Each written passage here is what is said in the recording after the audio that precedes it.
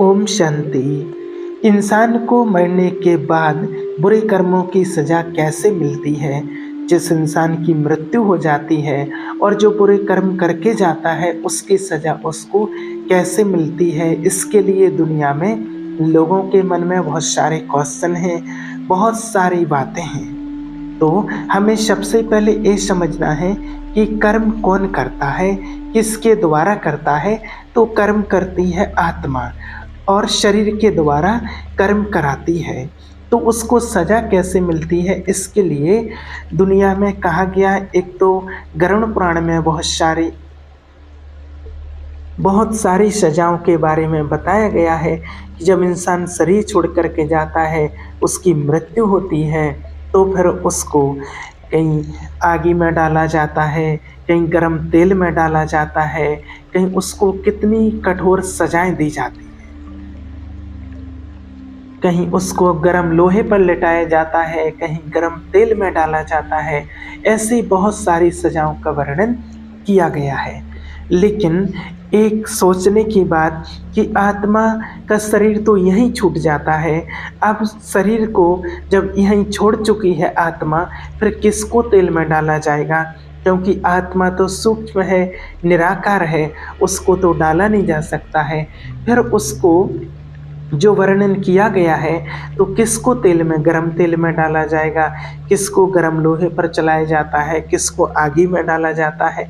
तो शरीर तो यहीं छूट जाता है, तो फिर सज़ा उसको कैसे मिल सकती है? और दूसरा, अगर सूक्ष्म शरीर की भी बात करते हैं तो सूक्ष्म शरीर भी वहाँ नहीं होता है।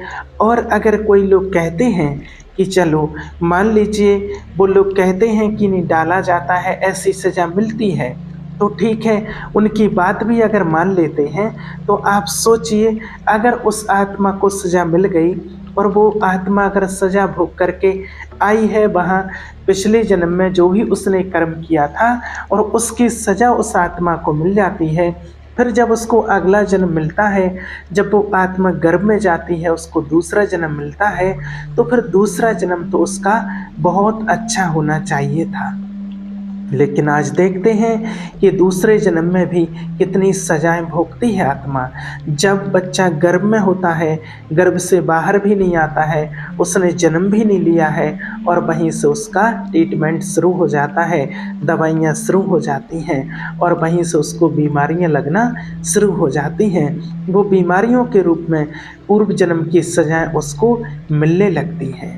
तो अब सोचने की बात है यहाँ कि अगर वो आत्मा सज़ा भोग करके आई है, तो फिर उसको गर्भ में से ही ट्रीटमेंट चालू क्यों हो गया है? और जन्म लेते ही साथ कोई अंधे क्यों बने हैं, अपंग क्यों हैं, किसी को जन्म से ही कोई बीमारियाँ क्यों हैं, कुपोषित क्यों हैं, जन्म से ही इतने गरीब क्यों हैं, खाने के लिए कुछ नहीं है, पीने के लिए पानी नहीं, दूध नहीं है, छोटे छोटे बच्चों को ऐसी ऐसी बीमारियां हैं, जन्म लेते ही साथ उनका जन्म भी ऑपरेशन से हुआ है, और जन्म लेते ही साथ आईसीयू में एडमिट हैं। ऐसी ऐसी बीमारियां कितने बच्चों के साथ आज लगी हुई हैं, दुनिया में प्रैक्टिकल में देख रहे हैं।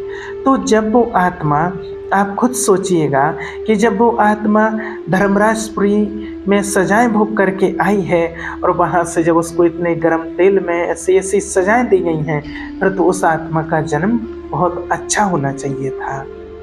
तो फिर वो यहाँ सजा क्यों भोग रही है?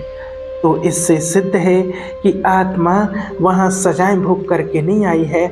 आत्मा का जब एक शरीर छूट जाता है, तो वो आत्मा दूसरा शरीर धारण करती है, और शरीर छोड़ते ही वो उसको माँ के गर्भ में जाती है, और जहाँ 3 महीने का पहले से ही गर्भ तैयार होता है, और उस गर्भ में प्रवेश करती है।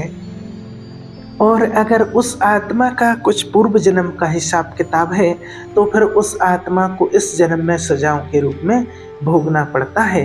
इसीलिए कहा जाता है, कई बच्चे आपने देखे होंगे जन्म से ही अंधे आए हैं, जन्म से ही विकलांग पैदा होते हैं, और कोई कोई इतने बीमार होते हैं, कुपोषित रहते हैं, और वो कहते हैं कि इस जन्म में तो हमने कोई ऐसा बुरा कर्म नहीं किया है, लेकिन पूर्व जन्म का पता नहीं है कि पूर्व जन्म में कौन से कर्म करके हम आए हैं, जिन कर्मों की सज़ा हमको इस जन्म में भोगनी पड़ रही है। तो वास्तव में आत्मा जब पहले शरीर छोड़ती है तो उसके पहले जो उसका हिसाब किताब रहता है, अगर वो कुछ बाकी रह जाता है तो उसको फिर इस जन्म में भी भोगना पड़ता है। उसका शरीर तो वहीं छूट जाता है, लेकिन कर्मों का जो हिसाब किताब है वो आत्मा के साथ रहता है। इस शरीर तो जल जाता है, अगर शरीर पर कर्मों का भार रहता तो वो पाप जल करके नष्ट हो जाता, लेकिन जो भी पाप और पुण्य होता है वो आत्मा के साथ होता है। इसलिए जब वो आत्मा अगले कर्म में प्रवेश करती है तो वो पाप कर्म हो या पुण्य कर्म हो वो उसके साथ जाता है। इसलिए आज कहा जाता है पुण्यात्मा, पापात्मा, धर्मात्मा, महान आत्मा, देवात्मा। आज तक ये नहीं कहा गया है पाप शरीर, पुण्य शरीर, देव शरीर। आत्मा के लिए कहा गया है, क्योंकि जो हिसाब किताब रहता है कर्मों का वो आत्मा पर रहता है। और जब किसी कारणवश अगर एक शरीर छूट जाता है और उसका हिसाब किताब पूरा नहीं हो पाता है तो वो फिर उसको दूसरे जन्म में भी भोगना पड़ता है। इसलिए आज कहते हैं, अगर मान लीजिए किसी ने अगर 1000 रुपये उधार लिए हैं किसी से, और अगर उस व्यक्ति ने आज ड्रेस वाइट कलर की पहनी है और कल वो व्यक्ति कोई कलर ड्रेस पहन लेता है और उसके बावजूद सामने वाला पैसे मांगता है जिससे उधार लिए हैं, तो उसके पैसे छूट तो नहीं जाएंगे। अगर ड्रेस चेंज कर ली है तो ड्रेस चेंज करने से पैसा नहीं छूटेगा। इसी प्रकार से जब आत्मा शरीर रूपी ड्रेस चेंज कर लेती है तो उसका हिसाब किताब नहीं छूटता है। जो पूर्व जन्म में वो हिसाब किताब बना के आई है तो उस आत्मा को अगले जन्म में भी हिसाब किताब चुकतू करना पड़ता है। इसलिए हमारे साथ जो कुछ भी होता है तो वो हमारे ही कर्मों का फल होता है, इसलिए हमें उससे परेशान नहीं होना है। अब वो आत्मा कर्म कराती है और उस कर्म का फल हर एक आत्मा को भोगना ही पड़ता है।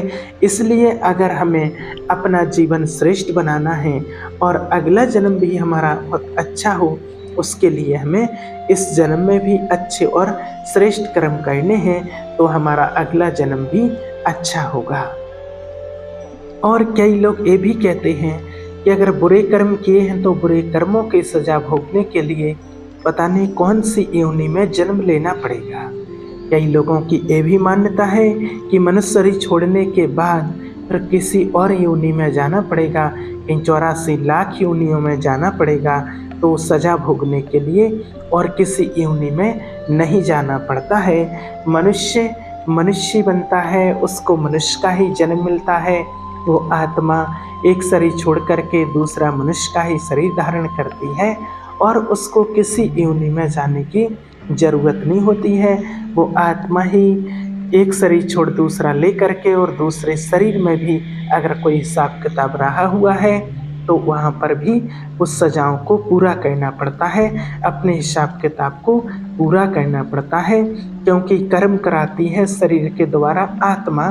और अगर आत्मा शरीर में नहीं है तो शरीर कोई कर्म नहीं कर सकता है।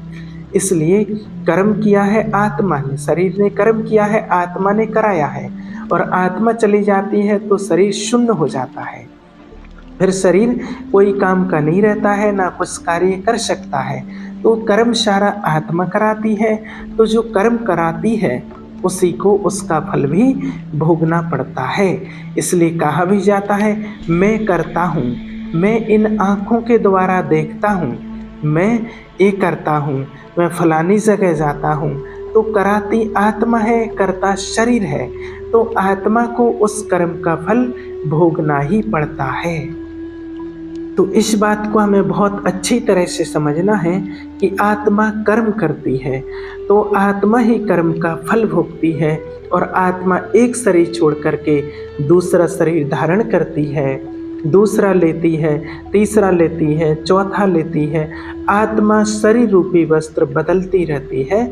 जैसे हम ये ड्रेस बदलते हैं ऐसे ही आत्मा भी ये ड्रेस बदलती रहती है। इसलिए जो कुछ भी कर्म करती है वो आत्मा करती है, और उस कर्म का पूरा फल पाप हो पुण्य हो जो भी होता है वो आत्मा के साथ ही जाता है।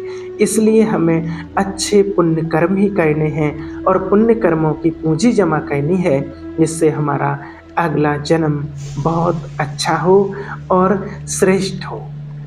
ओम शांति।